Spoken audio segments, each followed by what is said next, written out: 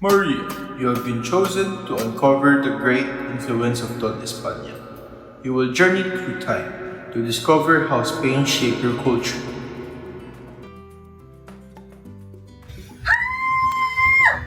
Que la paz ha estado esta niña, deteniéndose el diálogo de la pobreza. 20 pesos lang, zapatos. Mura lang. Wait, this word sounds familiar. Zapatos? Peso? They're Spanish! Indeed, many of our words today, like Cilia, Cuchara, and Bintana, came from Spanish. Mom, can you hand me the cuchara? Sure, here's this one. But did you know that cuchara is a Spanish word? Oh, like mesa for table and ventana for window. That's because the Spaniards ruled the Philippines for 233 years. Many Filipino words, especially for food, numbers, and household items, came from Spanish. And even our last names like Santos, Reyes, and Garcia are Spanish because of the colonial decree.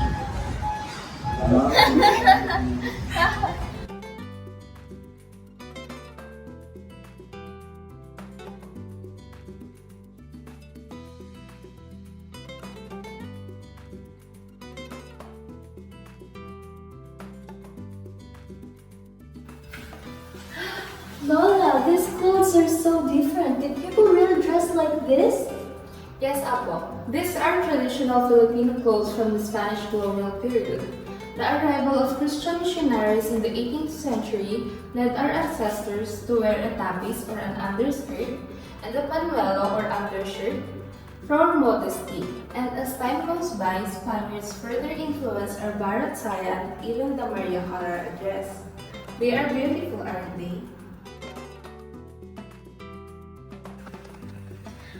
They're interesting, but kind of old-fashioned. I can't imagine wearing these layers and these big sleeves. Well, fashion changes over time, but these clothes have a rich history and cultural significance. They tell us a story of our past. This is the Barat Saya, a symbol of Filipino humanity. It's elegant, comfortable, and reflects our cultural heritage. This is pure Tagalog, garment that represents Filipino resilience and adaptability. It's both practical and stylish. They're actually quite beautiful. I see how some of these elements are still present in modern Filipino fashion. Exactly, Apo. The butterfly sleeves, the intricate embroidery, and the use of indigenous materials. These are all echoes of the past that continue to inspire.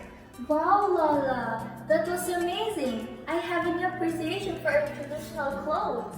I'm glad that our story is woven into the very fabric of our culture. It's important to remember where we came from so we can understand who we are today.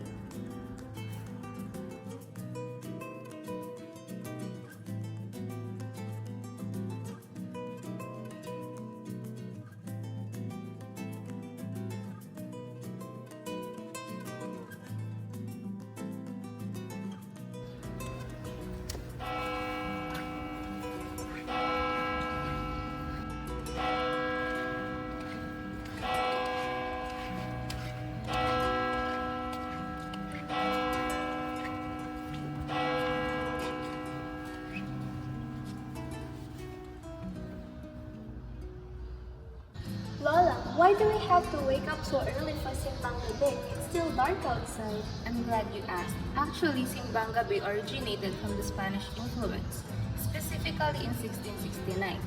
During the Spanish colonization, the Spaniards aimed to spread Christianity in the Philippines. Since the country was largely agricultural, known for rice, coconut, and sugarcane plantations, most of the workers were farmers whose day always began long before sunrise. And to make sure that everyone could attend the Mass, Spanish missionaries decided to hold Mass at dawn before farmers started their work. Is that correct, Lola? Yes, exactly, Maria. The Spanish wanted to make sure that even farmers could participate in the Mass without interfering with their busy workday. With their commitment to instill a sense of faith in every Filipino, they came up with a solution to hold Mass early in the morning. at dawn before the farmers begin their work. And this practical solution started our Simbang Gabi tradition. I think it's going to start now. I'm excited to join my first Simbang Gabi with you.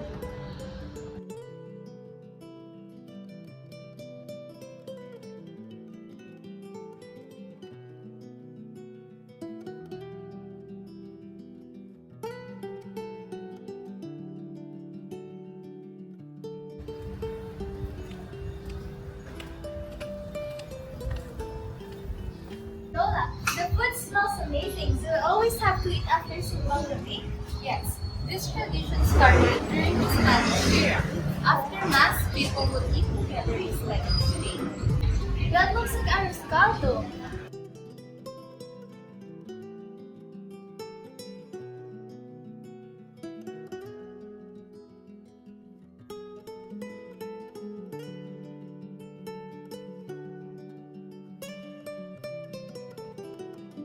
It is. The Spaniards introduced rice porridge, but we added ginger and barley to make it Filipino. Oh, pandesal!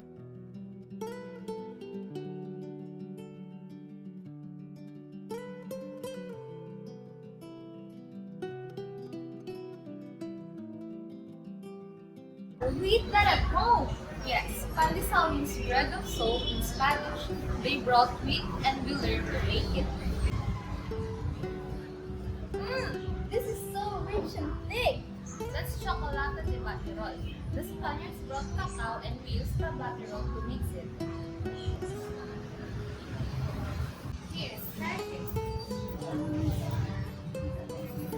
This is so soft and crumbly. That's polvorón, the Spanish shortbread. We make our own versions of this and easy. I never knew Spain influenced so much of our food.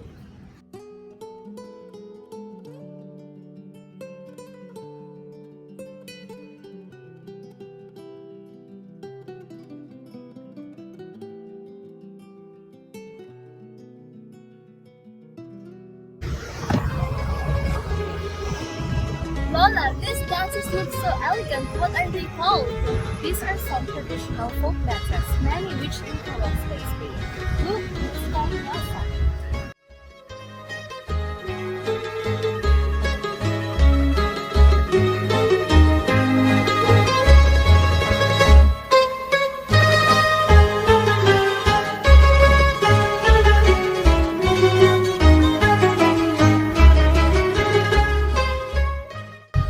I've seen this before. It looks like a courtship dance. That's because it is. Cariñosa means affectionate or loving. It was introduced during Spanish times and became one of our most famous dances. I've heard of fandango before. It sounds very Spanish. That's right. The fandango was introduced by the Spaniards and Filipinos adopted it, adding our own style. Later inspired dances like fandango sa ilaw where dancers balance rhythms while doing their school.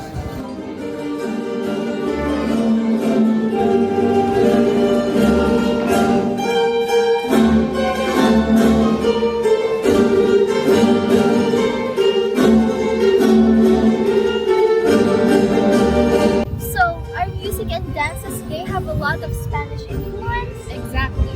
The Spaniards brought their own music and dances, but Filipinos made them their own, blending them with local traditions.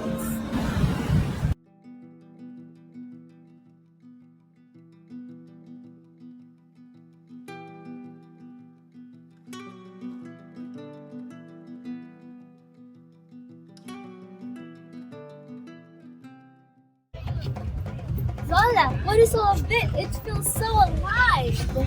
This is our Sinulog Festival. It's a dance and music tradition that honors Santo Niño. Santo Niño? I've heard that before, but how did the celebration come to be?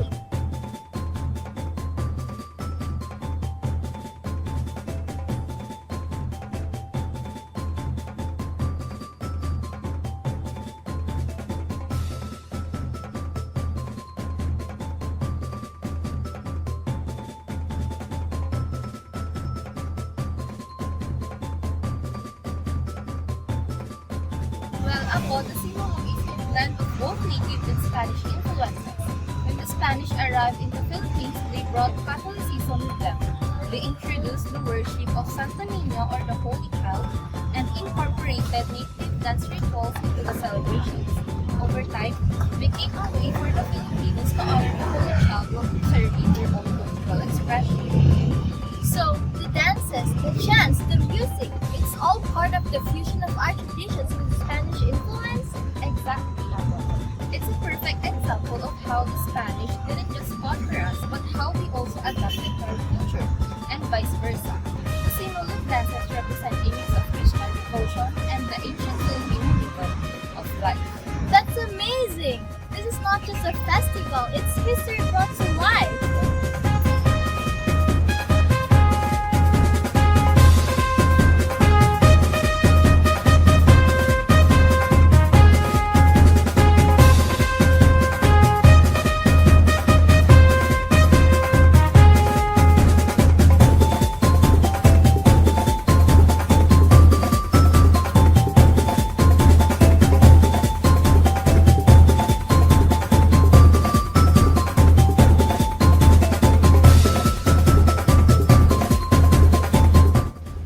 I never realized how much our music and dance traditions have roots in Spanish culture. That is incredible!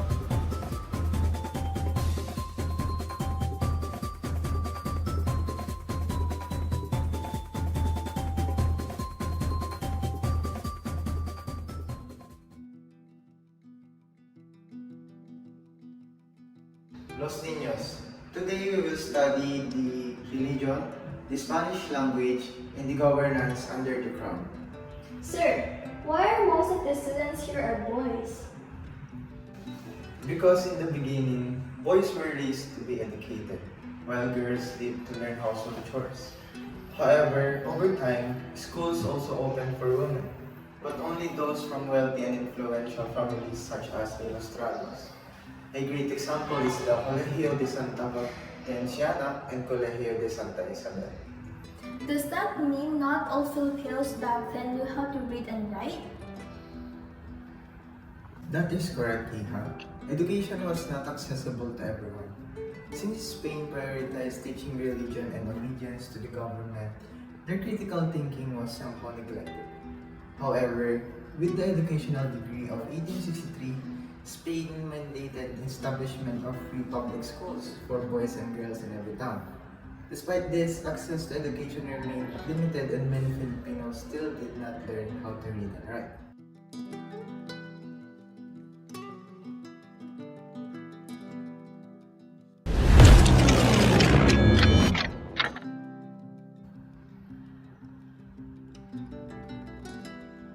Hello, mysterious voice. Even though education was limited back then, does that mean its influence can still be seen today?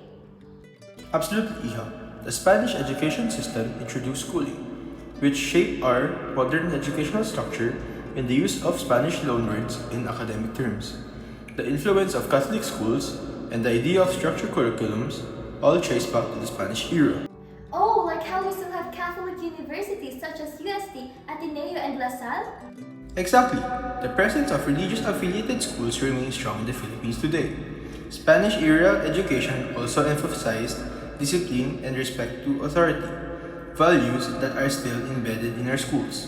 And we still use grading systems and subjects like philosophy and ethics, which were introduced by Spanish educators. Very good, Iha. Even our love for foreign languages and the prestige associated with higher education can be traced back to the Spanish period. These influences continue to shape Philippine pop culture when education is seen as a means of success and progress.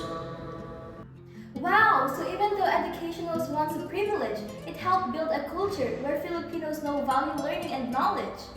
That's right. Education became a powerful tool, not for following rules, but for questioning them, leading to the rise of great Filipino thinkers and visionaries.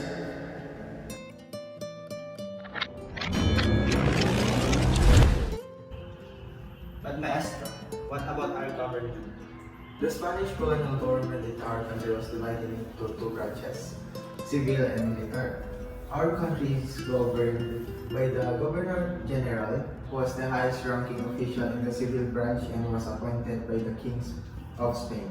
We also have alcalde mayor for provinces and the gobernadorcillo for towns. That reminds me of our government today. We also have national, provincial, and local governments. Maestro, our government system seems to be in order, but it is governance effective? This is an interesting question, Manito. Our government is indeed structured, but it is undeniable that some still abuse their power either through corruption or exploitation.